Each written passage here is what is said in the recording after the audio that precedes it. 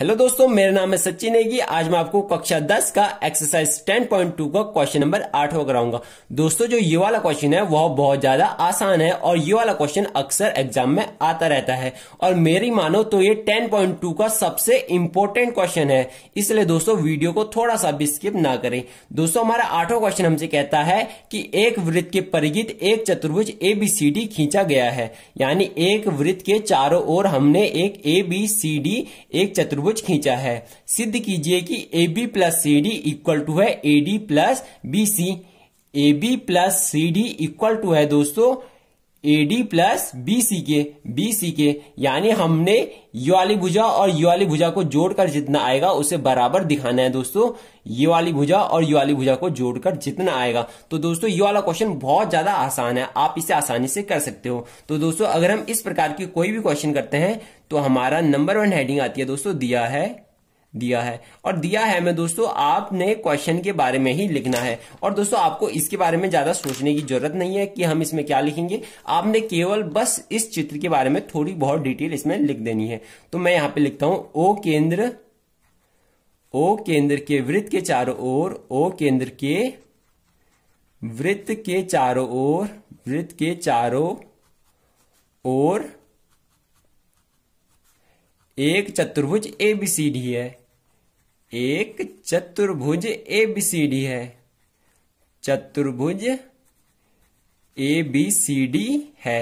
ये दोस्तों हमने इसी के बारे में ही लिखा है। और दोस्तों, हम लिखेंगे कि जो AB BC CD तथा DA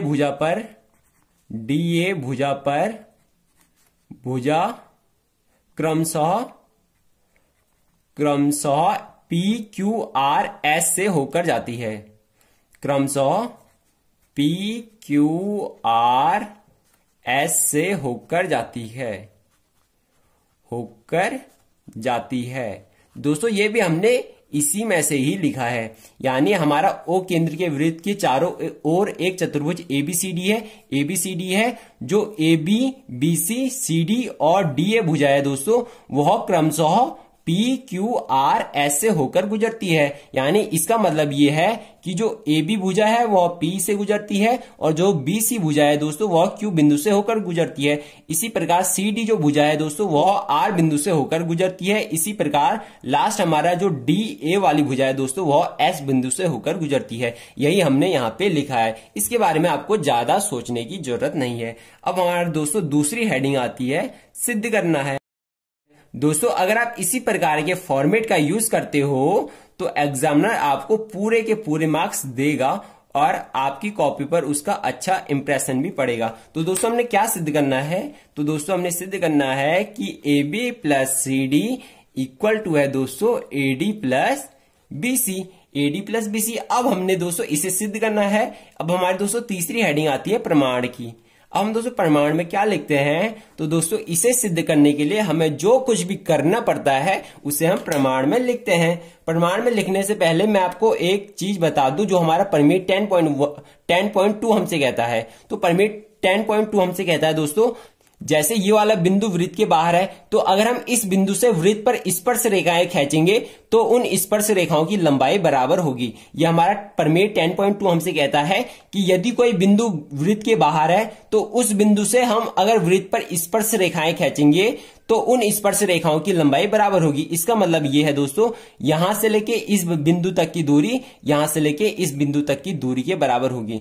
क्योंकि हमारा 10.2 हमसे कहता है कि यदि कोई बिंदु वृत्त के बाहर हो तो उस बिंदु से वृत्त पर स्पर्श रेखाओं की लंबाई जो है वह बराबर होगी। इसलिए दोस्तों हम यहां से लिख सकते हैं कि BP इक्वल टू यहां से लेके यहां तक की दूरी यहां से लेके यहां तक की दूरी के बराबर होगी। BP equal to BQ।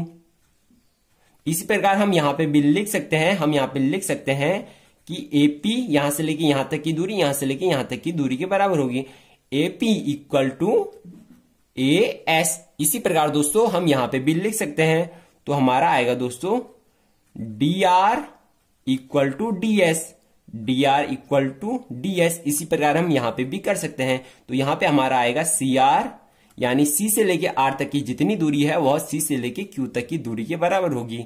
सी से लेके क्यू तक की दूरी के बराबर होगी। अब दोस्तों हमारे यहां से 99% क्वेश्चन सॉल्व हो चुका है, हमारा 99% क्वेश्चन सॉल्व हो चुका है। अब हमने कुछ भी नहीं करना है इसमें, तो मैं इसे समीकरण 1, इसे समीकरण 2 मान लेता हूं, इसे समीकरण 3 मान लेता हूं, इसे समीकरण 4 मान लेता हूं।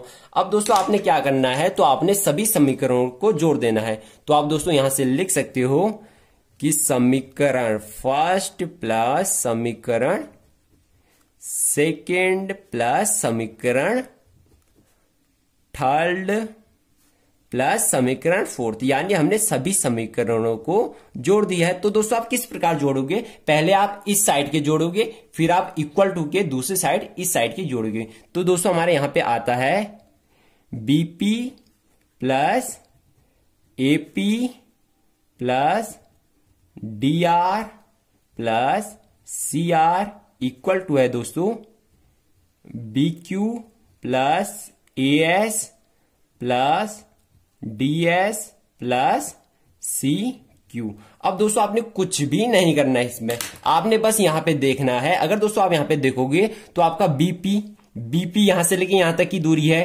बीपी में हमने क्या जोड़ना है, बीपी में हमने जोड़ना है एपी। बीपी यहां से लेके यहां तक है, इसमें आपने जोड़ना है एपी। तो आपका क्या आएगा, तो आपका आएगा एबी। ध्यान से सुनना, हमारा क्या है यहां पे, हमारा है बीपी प्लस एपी। बीपी यानी बी से लेके पी तक की दूरी में ए से लेके पी तक की दूरी जोड़नी है, तो हमारा क्या आएगा, तो हमारा आएगा एपी। यानी इन दोनों को मिला के हमारा आता है दोस्तों एपी। इसी प्रकार दोस्तों हमारे क्या है डीआर प्लस सीआर, यानी डी से लेके आर तक की दूरी में सी से लेके आर तक की दूरी जोड़ेंगे तो हमारे पास क्या आएगा, तो हमारे पास आएगा सीडी, या हम कह सकते हैं डीसी। तो मैं यहां पे लिखता हूं सीडी। अब ध्यान से सुनना, D R plus C R है, डी से लेके आर तक की दूरी में सी से लेके आर तक की दूरी जोड़नी है, तो हमारे पास ये पूरी दूरी आएगी। हम इसे लिख सकते हैं दोस्तों, ये हमारा A B plus C D, क्योंकि हमारा एपी, क्योंकि हमारा बीपी प्लस एपी हमारा ए बी होता है, इसलिए हमारे यहां पे ए बी आया। और इसी प्रकार डीआर प्लस सीआर हमारा होता है सी डी, हमने यहां पे सी डी लिख लिया। अब दोस्तों हमने लिखा इक्वल टू, अगर दोस्तों आप यहां पे देखोगे तो हमारा बी क्यू, हमने बी क्यू में अगर हम इसे जोड़ते हैं, बी क्यू में इसे जोड़ेंगे जैसे, क्योंकि दोस्तों हम जोड़ो अगर हम करते हैं तो हम इन्हें आगे पीछे भी लिख सकते हैं, यानी हम इन्हें आगे पीछे भी जोड़ सकते हैं। तो हम बी क्यू में पहले सी क्यू जोड़ेंगे, तो हमने बी क्यू में यहां से लेके यहां तक बी क्यू है, तो बी क्यू में हमने सी क्यू जोड़ना है, तो हमारे पास क्या आएगा, तो हमारे पास आएगा दोस्तों सी बी। तो हमारे पास आएगा सी बी प्लस, अब हम इन दोनों को जोड़ेंगे तो हमारा क्या है A S plus D S. A S यहां से लेके यहां तक है, इसमें हमने डी एस जोड़ना है, तो हमारे पास ये पूरा आएगा।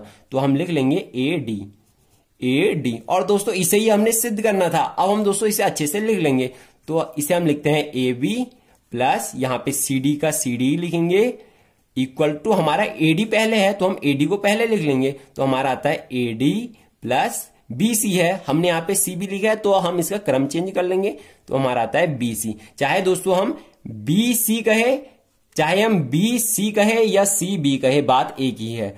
तो हमारा ये आ चुका है और दोस्तों हमने इसको ही सिद्ध करना था और हमने इसे सिद्ध कर दिया है। अब हम दोस्तों क्वेश्चन को एक बार और देखेंगे कि आखिर हमने इस क्वेश्चन में किया क्या, ताकि आप इस क्वेश्चन को करते समय बिल्कुल भी कंफ्यूज ना हो। तो दोस्तों हमें क्वेश्चन में दिया है कि हमारे पास एक वृत्त है, इस वृत्त के चारों ओर एक चतुर्भुज है ए बी सी डी। अब हमने दोस्तों सिद्ध करना है कि A B plus C D equal to है दोस्तों AD प्लस BC के, AD प्लस BC के, हमने इसे सिद्ध करना है। अब हमने दोस्तों यहां पे इसी चित्र के बारे में लिखा है, इसके बारे में आपको ज्यादा सोचने की जरूरत नहीं है, इसके बारे में भी आपको ज्यादा सोचने की जरूरत नहीं है, क्योंकि हमने यहां पे लिखा है सिद्ध करना है। हमने क्या सिद्ध करना है उसको यहां पे लिखा है। अब हमने दोस्तों प्रमाण में 10.2 का यूज किया। प्रमेय 10.2 हमसे कहता है यदि वृत्त के बाहर कोई बिंदु है तो इस बिंदु से अगर हम वृत्त पर स्पर्श रेखाएं खींचते हैं, स्पर्श रेखाएं किसे कहते हैं, तो ऐसी रेखाएं जो वृत्त के केवल एक बिंदु से होकर गुजरती है उसे स्पर्श रेखाएं कहती हैं। तो अगर हम वृत्त के बाहर एक बिंदु से वृत्त पर स्पर्श रेखाएं खींचते हैं